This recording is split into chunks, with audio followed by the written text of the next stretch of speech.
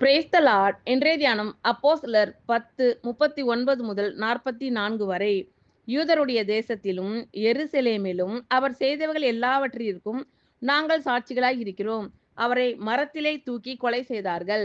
3ஆம் நாளிலே தேவன் அவரை எழுப்பி பிரத்தியட்சமாய் காணும்படி செய்தார்.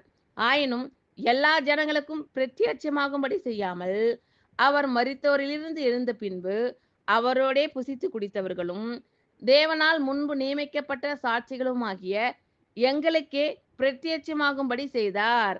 அன்றியும் அவரே உயிரோடு இருக்கிறவர்களுக்கும் மரித்தோர்களுக்கும் தேவனால் ஏற்படுத்தப்பட்ட நியாயாதிபதி என்று ஜனங்களுக்கு பிரசங்கிக்கவும் சாட்சியாக ஒப்புவிக்கவும் அவர் எங்களுக்கு கட்டளையிட்டார்.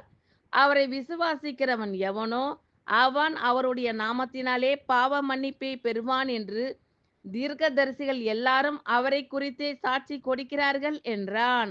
இந்த வார்த்தைகளை பேதுரு பேசிக் கொண்டிருக்கையில் வசனத்தை கேட்டவர்கள் யாவர் மேலும் பரிசுத்த ஆவியானவர் இறங்கினார்.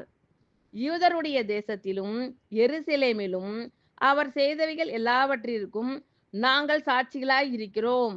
அவரை மரத்திலே தூக்கி கொலை செய்தார்கள். 3ஆம் நாளிலே தேவன் அவரை எழுப்பி பிரத்யட்சமாய் காணும்படி செய்தார். ஆயினும் எல்லா ஜனங்களுக்கும் பிரத்யட்சமாகும்படி செய்யாமல், அவர் மரித்தோரிலிருந்து எழுந்த பின்பு அவரோடே புசித்து குடித்தவர்களும் தேவனால் முன்பு நியமிக்கப்பட்ட சாட்சிகளுமாகிய எங்களுக்கே பிரத்யட்சமாகும்படி செய்தார். அன்றியும் அவரே உயிரோடு இருக்கிறவர்களுக்கும் மரித்தோர்களுக்கும் தேவனால் ஏற்படுத்தப்பட்ட நியாயாதிபதி என்று ஜனங்களுக்கு பிரசங்கிக்கவும் சாட்சியாக ஒப்புவிக்கவும் அவர் எங்களுக்கு கட்டளையிட்டார்.